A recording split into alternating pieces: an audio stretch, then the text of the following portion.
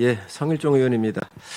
후보자님, 저는 그 재산의 형성과 재산 형성과 관련된 과정에 대해서 좀 질문을 하도록 그렇게 하겠습니다. 표가 안 나오나요? 표를 좀 보여주셨으면 좋겠는데, 표를 좀 띄워주시죠. 그러면 이렇게 하겠습니다. 제가 좀 저 앞에 보시면 후보자님 2014년도에 국회의원을 하시면서 총 수입액이 9,900만 원, 약 한 1억 정도가 돼요.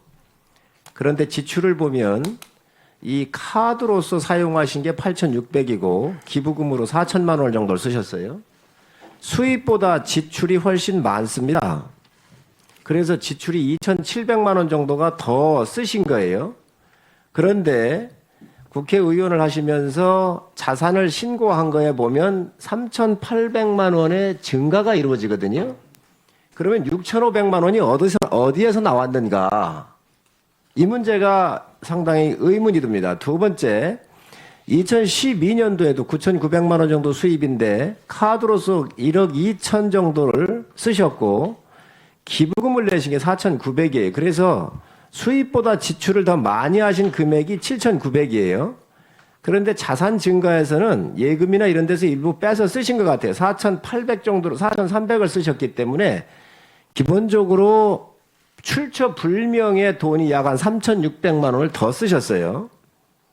그리고 세 번째, 그리고 16년도에 보면 1억 2천 정도의 세비를 받으셨는데, 수입이 있으셨는데 카드로 3,800만 원을 쓰셨고 1억 3천 정도의 기부금을 내셨어요. 그러셔가지고 아마 정치인들한테 주신 것 같아요.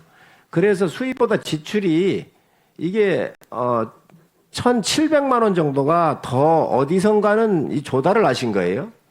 그것도 재산이 증가가 국회에 신고한 공직자 신고해 보면 자산 증가가 5,400이 늘어나셨단 말이죠. 400만 원이. 그래서 16년도에도 7,200만 원이라고 하는 돈이 어디에선가는 들어왔습니다. 그리고 2017년도에도 1억 5천의 수입이 있었는데 카드로 2,500, 8,500만 원의 기부금. 그래서 여기에서는 이 해에는 4,600만 원의 흑자가 있습니다. 그런데 자산 증가해 보면 1억 4천의 증가가 이루어지기 때문에 약 9,500만 원의 출처불명의 돈이 나오는 것이지요. 이 부분 다 검증하고 나오셨습니까? 예. 그러면 제가 지금부터 묻겠습니다. 이 돈이 약 1년에, 후보자님 1년에 세금 내시는 게 얼마 정도 내시죠? 소득세는 이제 기부금 같은 것은 공제를 받고요. 정치 자금을 당비를 내거나 또 후원금을 낸 경우에도 공제를 받기 때문에 그렇게 소득세를 많이 내지는 않았습니다. 자, 저한테 주어진 시간이 좀 네. 적기 때문에요. 자, 그런데 세금으로 내신 게 16년에 2천만 원을 내셨고 17년에 4,800을 내셨고 18년에 종합소득세 포함입니다. 3천만 원 이상을 내셨어요. 자, 그러면 이 세금도 약 한 1억 정도가 되고요. 그다음에 한 달에 대개 가정에서 쓰시는 생활비가 있지 않습니까? 예. 근데 생활비는 빠져 있어요. 그리고 아까 제가 유학자금을 물어봤는데 이런 것들을 다 계산하면 이 돈이 굉장한 액수로 약 10억대 증가한다는 것이죠. 어디선가는 이제 하셔야 돼요. 왜 그러냐면 여기에서 지금 부족한 돈들을 계산해 보면은 이게 한 3억 정도가 될 거고요. 아이들한테 기본적으로 유학을 가면 1년에 한 평균 1억 정도 들어가지 않습니까? 그 부분이 그래서 있고. 제가 드릴 말씀이 있다고 말씀드립니다. 자, 그래서 수입 들어오는 것보다 자산의 증가에서 굉장한 문제가 많다는 거예요. 이걸 해명을 명확하게 하셔야 돼요. 네, 하겠습니다. 우선 2014년도에 수입과 지출과 관련해서 2014년도에는 저의 장녀가 결혼을 했습니다. 그래서 축의금을 좀 받은 내용이 있어요. 그리고 이 카드 대금이 많은 부분은 장녀가 결혼을 할 때 그 식비를 카드로 지불한 것입니다. 그래서 카드 대금이 이렇게 많이 나왔지 제가 어디 가서 이렇게 많은 돈을 썼겠습니까? 그리고 저는 그 국민연금을 2015년부터 받기 시작합니다. 매월 국민연금을 받고요. 또 개인연금을 약간 늘어놓은 게 있는데 그것도 받고 있고요.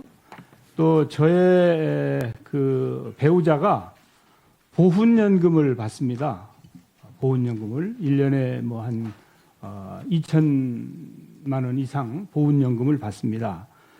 그리고 2015년도에는 또 저의 아들이 혼인을 합니다. 그래서 2005년도에도 카드 사용액이 굉장히 많은 것처럼 보이는 것은 혼수 비용이라든지 또 결혼식과 관련된 비용을 모두 카드로 지불했기 때문에 그렇습니다. 그래서 2014년과 15년에는 자녀 결혼식 축의금이 상당액이 제가 보고한 것처럼 각각 1억 5천 정도 들어왔기 때문에 그것으로 충당이 되고도 남는다 이렇게 말씀을 드리고요. 그 이후에도 2016년에는 선거가 있었지 않습니까?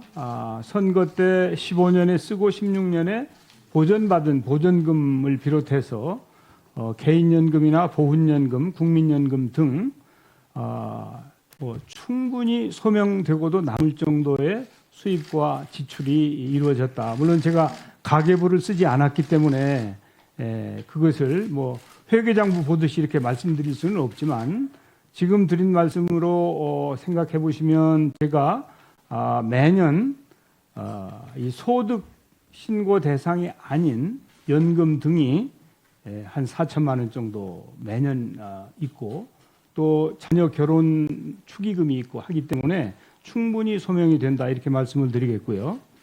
그리고 자녀 유학과 관련해서는 제가 국회의원을 하면서 금방 성 의원님 말씀하신 것처럼 그렇게 많은 돈을 들이고 유학을 시킬 수 있는 형편이 못 됩니다. 다행히 저의 딸이 다닌 학교는 이 장학금이 굉장히 많은 학교입니다. 그래서 학비는 면제를 받고 생활비까지 장학금으로 조달을 했습니다. 그래서 저희 딸이 오랫동안 유학을 했는데 저희 딸에게는 제가 그 어떤 경제적인 부담도 지지 않고 이 딸이 유학을 할 수 있도록 이렇게 본인이 노력을 했다 이렇게 말씀드립니다. 그리고 본인도 석사를 하고 나서는 강사도 하고 또 다른 노력들을 통해서 이제 그 비용을 충당한 그런 노력이 있었다 이렇게 말씀드리고요. 아들의 경우에는 원래 아들이 스스로 돈을 계속 조금씩 벌었습니다. 그리고 직장을 가진 적도 있고요. 그래서 자신이 조성한 자금을 가지고 MBA를 하러 간 겁니다. 제가 보낸 것이 아니고.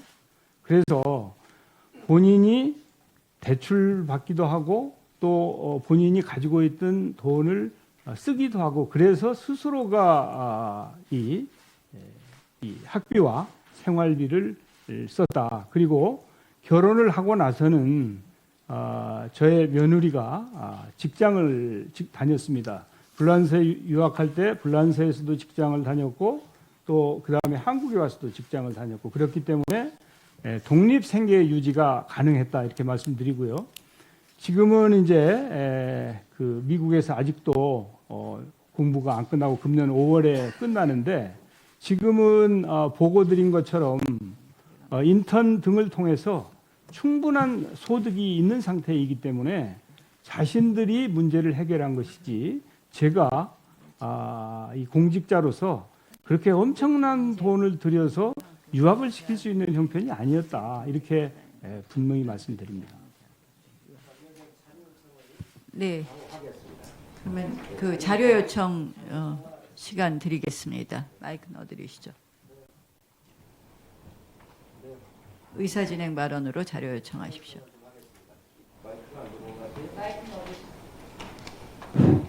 네, 저 후보자님 설명을 잘 들었고요. 자료 요청을 하겠습니다. 지금 연금 같은 경우와 또 보훈연금을 받으셨다 그랬어요. 그래서 아무래도 지금 여기 현재에 답변하신 내용하고는 많은 차이가 있습니다. 그래서 연기금 받은 이 영수증을 좀 금방 확보하실 수 있으실 것 같아요. 내주시고요.